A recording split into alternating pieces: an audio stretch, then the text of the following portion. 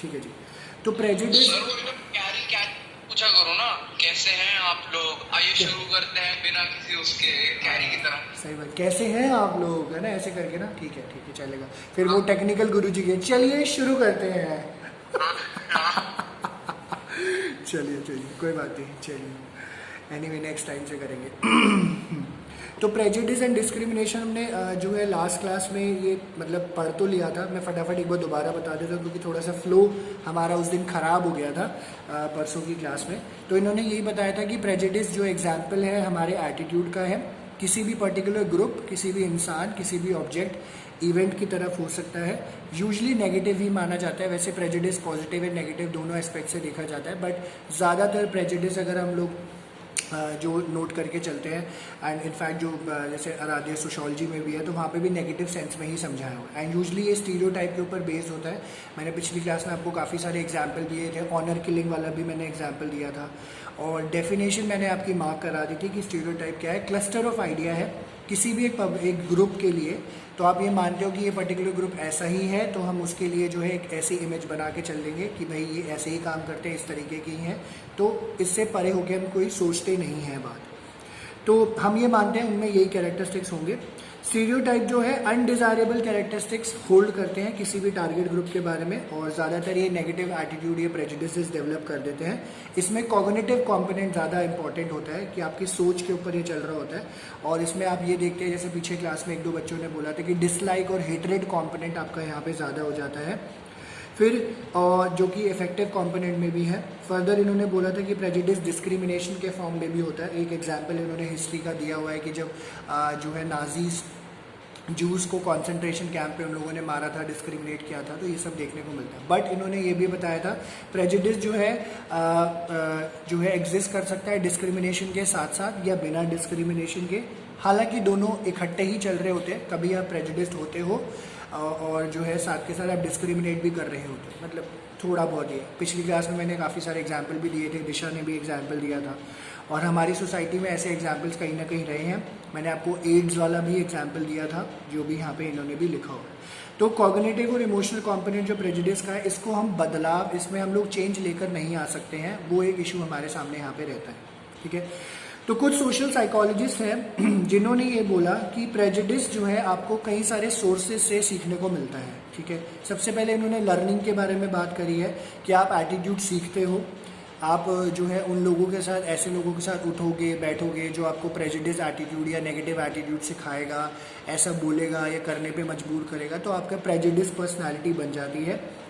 आप जो है इसको एसोसिएट करके रिवॉर्डिंग बिहेवियर से, पनिशमेंट, कल्चरल ग्रुप नॉर्म से, रेफरेंस ग्रुप से, पर्सनल एक्सपीरियंसेस से आप ये प्रेजुडिस एटीट्यूड सीखते हो।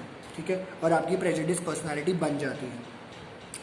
साथ के साथ इन्होंने ये बोला आपकी strong social group, social identity and in group bias. आप ये मानते हो कि मेरा ही ग्रुप जो है सुपीरियर है, बाकी सारे लोगों का इन्फीरियर है। आप अपने लोगों का, जो आपके अपने ग्रुप के लोग हैं, आपको लगता है इन्हीं को केटर मुझे करना है, बाकी लोगों को केटर मुझे नहीं करना है। ये भी एक इशू जो है हमारे सामने आ जाता है। ठीक है, इस तरीके से, तो ये भी प्रेजुडिस के फॉर्म में हम लोग दिखता है। तो जहाँ तक हम अपनी कम्युनिटी को जो है केटर करेंगे, दूसरों को नहीं करेंगे, इस तरीके से। फिर स्केप गोटिंग है, मैंने आपको पिछली क्लास में बताया था, जब क्या होता है आप अपनी गलतियों का ब्लेम दूसरों के ऊपर थोप देते हो, और ज़्यादातर क्या करते हैं, जैसे हमारी सोसाइटी में मेजॉरिटी ऑफ द मेंबर्स जैसे हिंदू है तो हिंदूज लोग जो होते हैं वो ज़्यादातर दूसरों के ऊपर ब्लेम, मतलब एक्सट्रीमिस्ट एलिमेंट, नॉट एवरीवन, ठीक है, क्योंकि ऐसा देखा जाता है, तो वो लोग क्या करते हैं अपना जो है सोशल, इकोनॉमिकल, पॉलिटिकल प्रॉब्लम किसी दूसरे के ऊपर थोप देते हैं कि भैया ये माइनॉरिटी है, इनकी वजह से हमें ये नहीं हो रहा, वो नहीं हो रहा। तो ऐसा देखने को मिलता है। जैसे कहते हैं ना, जनरल वाले बोलते होते हैं यार ये ओबीसी है, एससी है, एसटी है, इनकी वजह से जो है हमारी सीटें नहीं रहती, ये नहीं रहता, इनको जो है बड़ा रिलैक्सेशन मिल रहा होता है, ये करने को मिलता है। तो सो एंड सो ये। और स्केप गोटिंग में होता क्या है, ज़्यादातर ये फ्रस्ट्रेशन निकालने का तरीका है, नेगेटिवली एटीट्यूड तो बनता ही बनता है, और जो टारगेट ग्रुप होता है वो इतना वीक होता है कि आपके अगेंस्ट वो खड़ा भी नहीं हो सकता। ठीक है, आपके लिए कुछ कर भी नहीं सकता, मतलब ये सेंस देखा जाता है। तो ये स्केप गोटिंग का तरीका है। स्केप गोटिंग, एस्केप बोल सकते हो, थोड़ा सा याद रखने के लिए कि आप जो है अपनी प्रॉब्लम्स को जो है दूसरों के ऊपर थोप देते हो, भागने की कोशिश करते हो। ठीक है, इस तरीके से। फिर कर्नेल ऑफ ट्रुथ कॉन्सेप्ट है, ये भी मैंने आपको पिछली क्लास में बताया था, बट यहाँ पे इंटरनेट चला गया था इस टाइम पे, तो मैंने इसमें ये बोला था कि कई लोग जो है स्टीरियोटाइप या प्रेजुडिस एटीट्यूड होल्ड करके लंबे टाइम तक चल रहे होते हैं। वो इसलिए कि वो मानने पे मजबूर हो जाते हैं कि कहीं ना कहीं ये बात हमने सुनी है या हमें किसी ने कही है, तो कहीं ना कहीं उसमें कोई सच्चाई होगी और मैं ये चीज़ जो है अपने होल्ड करके रखूँगा। तो इसको हम लोग कर्नेल ऑफ ट्रुथ कॉन्सेप्ट कहते हैं। और अगर थोड़े बहुत एग्जाम्पल्स भी इसके हमें मिल जाए, ऐसा प्रैक्टिकली देखने को मिल जाए, तो हमें मानने पे मजबूर हो जाते हैं कि ये सही है।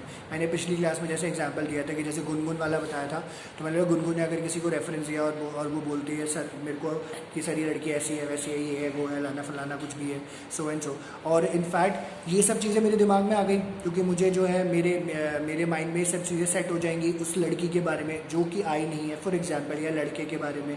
तो क्या होगा, अगर स्लाइटेस्ट सा भी कोई इंसिडेंट ऐसा होगा जो कि मुझे गुनगुन ने रेफर किया है, तो मैं मानने पे मजबूर हो जाऊंगा, हाँ ये गुनगुन ने मुझे ये सही बात बोली थी, ऐसा है। तो that is kernel of truth concept. तो आप मान जाते हो कि ऐसे ही है लोग, ऐसे ही चलता है। फिर self fulfilling prophecy. Self fulfilling prophecy क्या होती है, ये बड़ा डिफरेंट सा है। इसमें इन्होंने क्या बोला है कि कुछ केसेस ऐसे होते हैं कि जो हमारा टारगेट ग्रुप होता है वो खुद ही अपनी प्रॉब्लम के लिए रिस्पॉन्सिबल, अपने आप को खुद ही खड़ा कर देता है। ठीक है, मतलब सेल्फ फुलफिलिंग प्रोफेसी का मतलब खुद ही ऐसा कांड कर देते हैं वो कि हम मानने पे बाकी लोग मजबूर हो जाते हैं कि भाई अब तो ऐसे ही है। ठीक है, और ये इनके बारे में जो कहा जाता था या करा जाता था, सुना जाता था, एक्चुअली में ऐसा ही होता है। तो ये इन्होंने यहाँ पे बात जो है इसके बारे में बताया। तो कहते हैं in some cases the group that is the target of prejudice is itself responsible containing prejudice. The target group में behave in ways that justify the prejudice that is confirm the negative expectations. ठीक है, ये चीज़ें हम लोग यहाँ पे ये लोग कर रहे होते हैं। फॉर एग्जाम्पल, अगर टारगेट ग्रुप को डिपेंडेंट माना जाता है और वो प्रोग्रेस नहीं कर पाते, तो members of this target group में actually behave in a way that proves the description to be true. In this way they strengthen the existing prejudice. अब जैसे हमारे इंडिया में देखने को मिलता है, ऑल ओवर द वर्ल्ड भी है, जैसे क्या बोलता है, नॉट टू बी ऑब्वियसली जो है एक किसी भी कम्युनिटी को लेकर बोला जा रहा है, पर लोग जो होते हैं ना, जैसे अब कई सारी मूवीज़ भी बनी है, तो लोग बोलते हैं कि जैसे मुस्लिम कम्युनिटी है तो टेररिस्ट है, हमारी कंट्री में नहीं रहना चाहिए, ये नहीं होना चाहिए। पर at the same time unity के भी कई सारे एग्जाम्पल्स मिल रहे होते हैं, है ना, और सारी कम्युनिटी से भी। तो क्या होता है कि अब जैसे क्या होता है, कोई टारगेट ग्रुप है, ठीक है, जैसे टेररिस्ट ग्रुप है, अब वो चलो ठीक है, उसमें लोग मुस्लिम हैं, उन्होंने जो है अगर जो है इस तरीके से अगर जैसे टेररिज्म फैला दिया, कुछ कर दिया, तो हम उसको हम लोग ये नहीं बोल सकते कि सिर्फ उसकी वजह से पूरी कौम खराब हो गई, उसकी वजह से पूरी मुस्लिम कम्युनिटी खराब हो गई, ऐसा नहीं कहना चाहिए।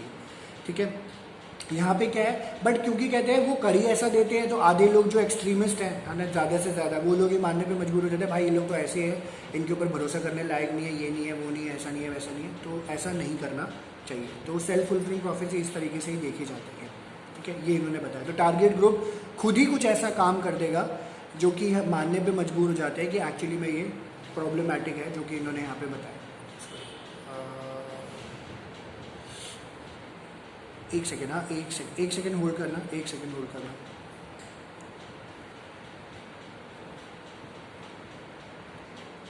या तो मैं यही बता रहा था, तो सेल्फ फुलफिलिंग प्रोफेसी का कुछ इस तरीके से एग्जिस्ट कर रहा होता है। तो यहाँ पे ये मैंने क्वेश्चन आपको पिछली बार भी बताया था कि ये 4 and 6 मार्कर क्वेश्चन आ जाता है, what is prejudice and what are the sources of prejudice. तो आपको सारी चीज़ें फिर यहाँ पे लिखनी होती है, 5 पॉइंट्स यहाँ पे इसके टोटल हो जाते हैं जो आपको मेंशन करना है। ठीक है जी, लास्ट जो है, अब ये क्वेश्चन ना 2 तरीके से आता है, या तो आपसे पूछ लेंगे what is prejudice and what are the sources of prejudice, या फिर ये क्वेश्चन आपसे पूछ लेंगे what is prejudice and what are the strategies for handling prejudice, what are the strategies for handling prejudice. अब देखो क्या होता है कि प्रैक्टिकली शायद ये कोई ना करता हो आके, बट इनफैक्ट ये स्ट्रैटेजीज साइकोलॉजिकली इन्होंने यहाँ पे मेंशन ज़रूर करी है कि हम इसको कैसे हैंडल कर सकते हैं। सबसे पहली बात इन्होंने क्या बोली है कि आपको ना वो सोर्सेज और वो लर्निंग को थोड़ा सा ख़त्म करना पड़ेगा, या जो कॉजेज़ है जिसकी वजह से आप प्रेजुडिस्ड हो रहे हो। तो अगर एग्जाम्पल आप ऐसे किसी ग्रुप से अटैच हो, या ऐसे कहीं पे और कहीं जा रहे हो, किसी ग्रुप्स में बैठ रहे हो दोस्तों यारों के साथ या फैमिली के साथ, तो आपको थोड़ा सा जो है उनसे अलग होके रहना पड़ेगा। जैसे कई लोग होते हैं, मैं पॉल साइंस में भी एग्जांपल देता हूँ ये वाला। अब जैसे आप ना इस टाइम पे, जैसे हम लोग सारे हिंदूज़ हैं फॉर एग्जांपल, आप RSS ज्वाइन कर लो, आप विश्व हिंदू परिषद ज्वाइन कर लो जाके, मतलब लिटरली और ज़्यादा एंटी, मतलब जो है हिंदू, ज़्यादा प्रो हिंदुज़म में आप हो जाओगे, क्योंकि उनके वो ऐसी एक्सट्रीमिस्ट एलिमेंट है जो इस तरीके से काम कर रहे होते हैं और बढ़ावा देते हैं इन सब चीज़ों को। ठीक है, कि देश है जो है हिंदूज़ का है, ये है वो है, लाना फलाना, ये सब बोलते रहते हैं, जो कि मुझे सही नहीं लगता, बट ठीक है, एनीवे चलता है। जस्ट फॉर एग्जांपल, ठीक है, ये मेरे व्यूज़ नहीं है, मैं सिर्फ एग्जांपल दे रहा हूँ। मैं बड़ा सेक्युलर आदमी और बड़ा न्यूट्रल होकर चलता हूँ, ठीक है, प्लीज़ डोंट माइंड। ओके, तो ये जो स्ट्रैटेजीज़ हैं प्रेजुडिस की, सबसे पहले इन्होंने बोला, जो सोर्सेज में हमने पढ़ा था कि लर्निंग अपॉर्चुनिटीज़ हम ख़त्म कर दो, मैंने आपको बता दिया। उन एटीट्यूड्स अगर आपके ऐसे बन गए हैं तो उसको आप चेंज करो।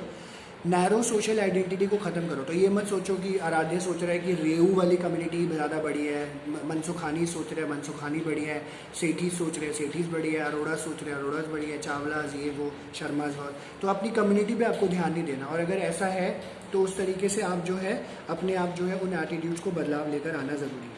फिर सेल्फ फुलफिलिंग प्रोफेसी वाले वो काम मत करें। आपको लगता है कि इस तरीके से कई ग्रुप्स ऐसे हैं जो उनको लगता है कि हम कर ही कुछ ऐसा देते हैं कि हमारा जो नाम खराब हो जाता है। जैसे क्या होता है, जो दलित्स हैं, अनटचेबल्स हैं, या जो लोअर कास्ट के ग्रुप है, हर चीज़ के लिए प्रोटेस्ट करना शुरू कर देते हैं, और भी काफ़ी सारे एग्जाम्पल्स इसके देखे जाते हैं। तो ऐसे कोई काम ही मत करो कि आपके ऊपर उंगली उठाएं, ठीक है। सेल्फ फुलफिलिंग वाले काम खत्म करो। और इनको आप अकम्पलिश कैसे कर सकते हो, इन गोल्स को आप लोगों को समझाओ, लोगों को पढ़ाओ, इन्फॉर्मेशन सही दो किसी भी ग्रुप्स के बारे में, और उनको कैसे टैकल किया जा सकता है न्यूट्रल नोट पे रहने के लिए इन्होंने बताया। इंटर ग्रुप कॉन्टैक्ट को बढ़ाया जाए। इंटर ग्रुप कॉन्टैक्ट मतलब दो ऐसे कम्युनिटी जिनके बीच में कॉन्फ्लिक्ट चल रहा है, उनके बीच में डायरेक्ट कम्युनिकेशन स्टैब्लिश किया जाए। उनके बीच में लगता है अगर ट्रस्ट नहीं है तो ट्रस्ट स्टैब्लिश किया जाए, पॉजिटिव क्वालिटीज़ स्टैब्लिश किया जाए। बट ये कैसे डेवलप होंगी, दोनों ग्रुप जो है कोऑपरेटिव कॉन्टेक्स्ट में मिले और रादर देन कॉम्पिटिशन।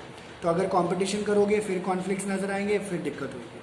फिर दोनों की क्लोज इंटरेक्शन करना ज़रूरी है ताकि वो एक दूसरे को अच्छे से जान पाए। जैसे आप देखते हो आपके स्कूल में, पता नहीं आपके स्कूल में, मेरे को नहीं पता सारे स्कूल में है कि नहीं, जैसे ये मॉडल यूनाइटेड नेशंस होता है या कल्चरल एक्सचेंजेस होते हैं। जैसे पिछले 2 साल पहले के बैच के मेरे बच्चे थे, उनको रशिया लेके गए, अमेरिका लेके गए, यूरोप लेके गए, तो कल्चरल एक्सचेंजेस थे, वहाँ के बच्चे यहाँ पे आए। ऐसा होता भी है, कुछ बच्चों को जैसे बाहर से यहाँ पे बुला के यहाँ पे सेटल करा देते हैं, आपकी फैमिली में रह रहे होते हैं, तो इससे थोड़ा सा आपका इंटरेक्शन थोड़ा सा बढ़ता है। और दोनों ग्रुप्स पावर और पोजीशन में डिफरेंट नहीं होना चाहिए। अगर पावर और पोजीशन में डिफरेंट होगी तो फिर ज़्यादा दिक्कत हो जाएगी। लास्ट, इंडिविजुअल आइडेंटिटी के ऊपर ज़्यादा फोकस करें रादर देन ग्रुप आइडेंटिटी। तो आप ये नहीं सोचो कि कोई हिंदू है, कोई मुस्लिम है, कोई सिख है, ईसाई, जैन, पारसी, ये वो कम्युनिटी अलग बात है, बट मोस्ट इंपॉर्टेंटली हर एक इंडिविजुअल इंपॉर्टेंट है। तो be it Disha, be it Archit, be it Aaradhya, Kirti, Aditi, Gungun, कोई भी है, किसी भी तरीके से इंडिविजुअल हाईलाइट करना ज़्यादा ज़रूरी है। ग्रुप के ऊपर फोकस ना करें, बिकॉज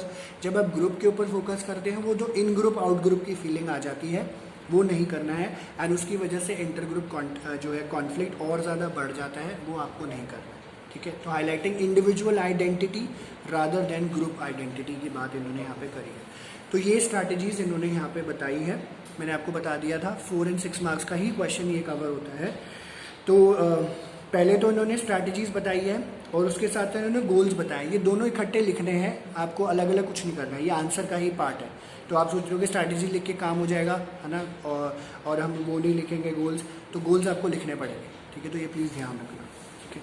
ओके, तो ये हमारा चैप्टर जो है ख़त्म हो गया। और अब स्टिल अगर किसी को अभी जो हमने टॉपिक किया इसमें कोई डाउट है तो प्लीज़ बताओ, किसी को भी कुछ पूछना है इसमें से जो नहीं समझ आए, anyone.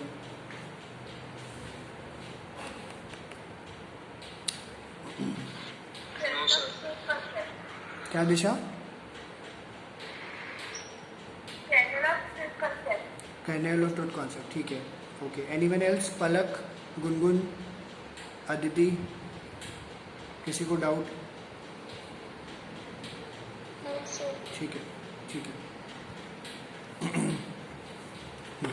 Kernel of truth, Disha, kernel of truth concept basically ये कहता है कि ना, ज़्यादातर क्योंकि हम लोग ग्रुप्स के रिगार्डिंग ये पढ़ रहे हैं, क्योंकि स्टीरियोटाइप और एटीट्यूड प्रेजुडिस ज़्यादातर ग्रुप के लिए ही होता है, इंडिविजुअल के लिए भी हो सकता है, ऐसा नहीं है कि नहीं है। तो ये बात ये कहता है कि ना, अगर कोई इंसान या अगर कोई ग्रुप एक ग्रुप के बारे में कोई चीज़ बता रहा है, जैसे कई लोग, जैसे एक छोटे से एग्जांपल देता हूँ, रुको, हाँ मैं बताता हूँ, याद आ गया मुझे एग्जांपल प्रैक्टिकल। ओके, तो एक बार ये ना आज से 2016-17, हाँ 2016 का बैच था मेरा, 2016-17 का। उसमें मेरे पास एक लड़की आती थी, आराध्या जानता है, श्रेया, इनके स्कूल की है।